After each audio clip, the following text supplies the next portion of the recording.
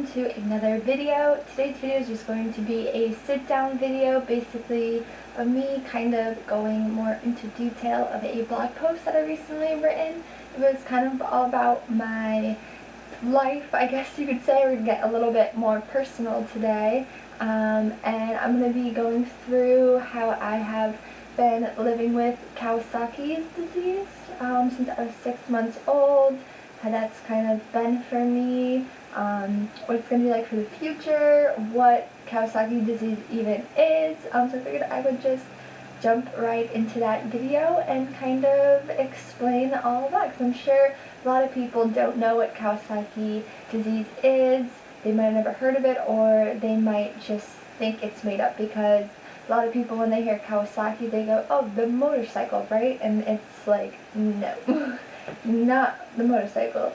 But anyway, so yeah, I figured that I would just kind of sit down and talk with you guys about Kawasaki disease and just kind of just jump into everything and dive into what that is, how it's impacted me and my life and the future. So let's just, jump right into it. Okay, so what is Kawasaki disease? So basically it's the inflammation of blood vessels. I kind of have this written down just because I wanted to read it word for word so I don't mess anything up. Basically it's the inflammation in the blood vessels, particularly the coronary arteries, which supply blood to the heart. So I have had Kawasaki since I was 6 months old, and I'm now 23 years old.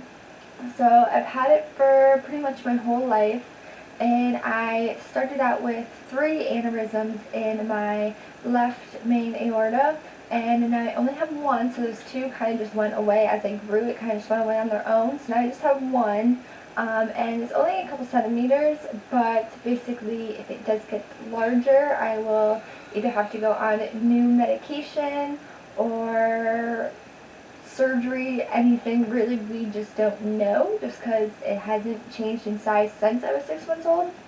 So I just take a baby aspirin, children's aspirin daily, just to, keep the blood thin and hopefully not create any blood clots or anything, because that would be pretty bad.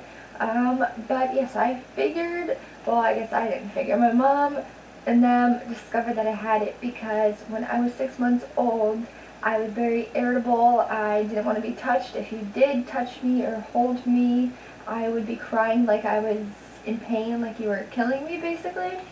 And when I was 6 months old, of course, that's what everybody wants to do. So nobody could really touch me or hold me. And I would have a rash on me, and it would just disappear and then go to other parts of my body. So they brought me to the doctors, and a lot of people thought that my mom was crazy, and at this point it wasn't really heard of, Kawasaki, so nobody even thought about it.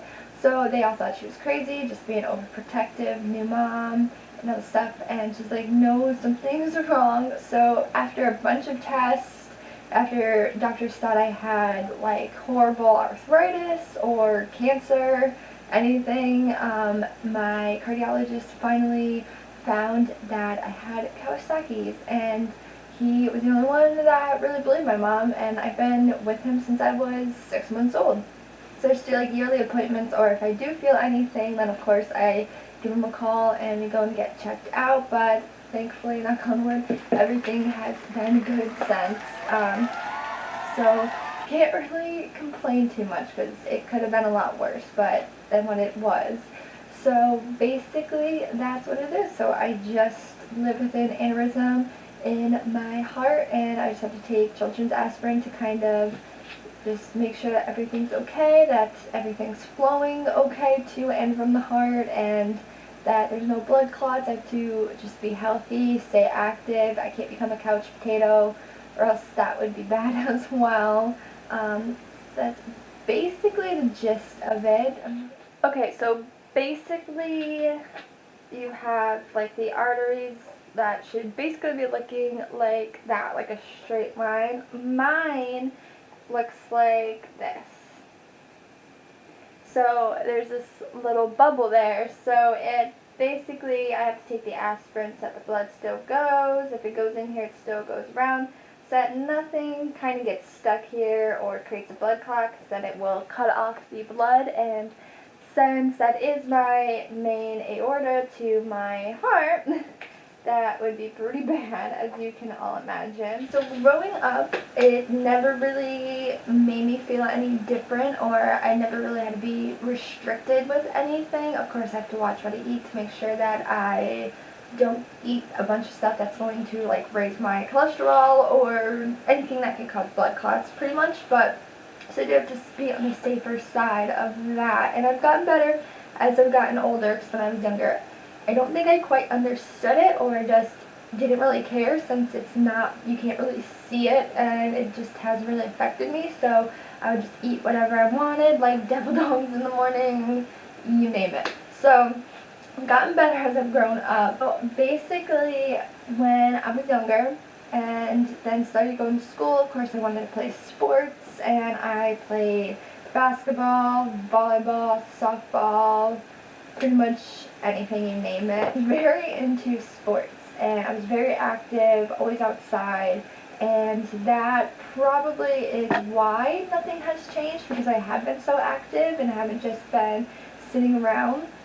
So that's probably why, like, it's just been the same ever since. But like, I never had any restrictions. I could still go out, play a full basketball game, full sprint, and nothing would happen. Of course, I would have to monitor, like, if I did feel anything, I would have to say something, like, all my coaches had to know, all the teachers, everybody pretty much just had to know that that was there, that it shouldn't be affected, but if there was, like, you gotta take it serious. So the only time I ever really had, I guess you could say, a problem or an incident that scared me was when I believe I was changing high schools, because I transferred back to my hometown school. And the walk-in clinic basically told me something that freaked me out. I needed a physical done, and of course it was already mid-school year. I couldn't get to the doctors. I was already transferring over. I needed it so I could play basketball, and so I had to go to the walk-in clinic to get one done. And when I said Kawasaki, first, just like every other appointment, most nurses, doctors would be like, "Oh, what's that?" And I have to explain it, and I feel like they didn't take me serious. So I literally, to this day, sometimes still have my mom come, because she can just explain it better, I guess, and they kind of take her more serious. Or they'll be like, "Oh, but that's gone." Like, they'll just assume that everything is gone and it's okay now, because nowadays it's more common. Well, it's not more common, but more people know about it, and it is treatable when you see it as a baby, and most people don't have to deal with it for the rest of their lives. But when I had it, it was still, when we found that I had it, because I still have it, it was still very uncommon. Not a lot of people knew about it. It was still new. There's no fix. They couldn't go right in and do surgery like they could now. So that's pretty much why I'm kind of like, not a test subject, I don't want to say that, that's not the right word, but I'm still like, I guess you could say like, one of the first, even though I'm not, but you can kind of see it as that.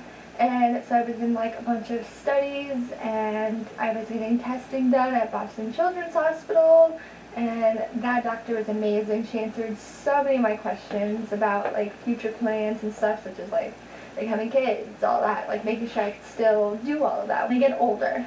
So anyway, back to the other story.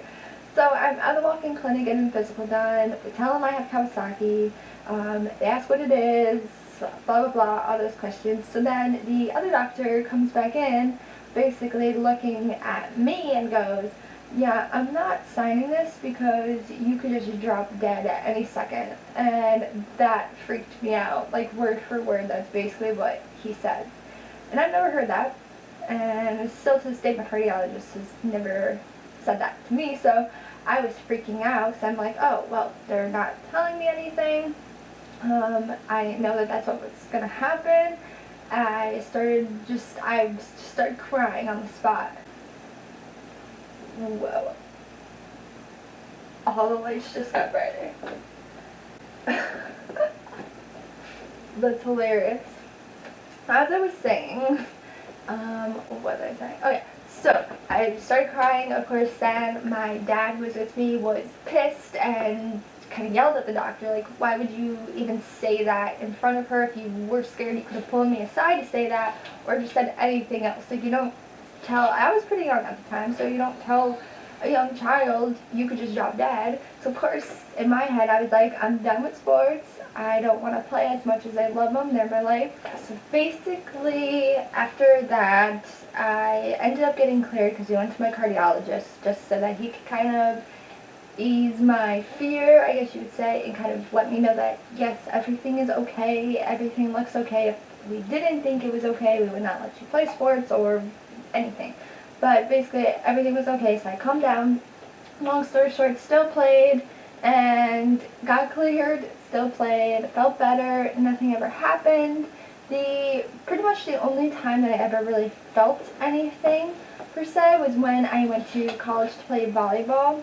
And we were at practice, and all of a sudden it almost felt like heavy, like here, of course, like in my chest. So I automatically was like, what is going on? And I was just very out of breath, easily, way more than usual. And just like kind of it almost felt like my heart was skipping, or like something in here was skipping. So I didn't really know what was going on, so of course that freaked me out. So I, of course, just pushed through it because I was like, alright, we're in college volleyball, I'm not being that person. And then it started happening a little bit more often. And times when I wasn't even playing volleyball, like after when I was resting, or pretty much just random times throughout the day. So, of course, I told my parents, and they were like, well, you should say something or call the doctor. So I called the doctor, got an appointment, and told the trainer, who we basically just told me have to sit until we go to this appointment, see what happens. And so that's what happened. So I went there, everything looked fine. And then I came back, it started happening again more frequently, so the coach was happening again, and she basically was like, I don't care, like, you're either playing or you're not. And that kind of freaked me out, because I'm like, alright, if something is going on, you don't care. Basically, she was saying, I don't care if something happens to you. So at that point, I was like, I'm done. This is just too much stress, and if they're not going to care about me, then I'm not going to worry about them. So that is when I quit volleyball, and didn't want to, but felt like I had to. So I stopped playing, and ever since then, everything has been okay, and it looks like for the future I can still go with all my plans that I want to.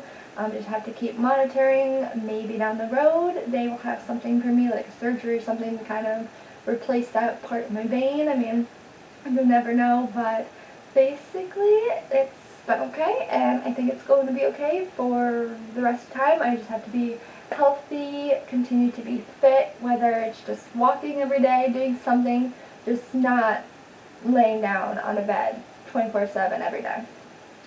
Probably would not be okay.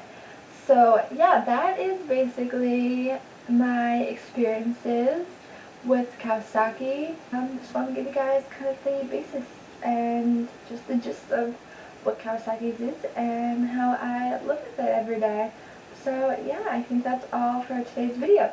Thank you guys so much for sticking around and watching this video. I will see you guys all next week.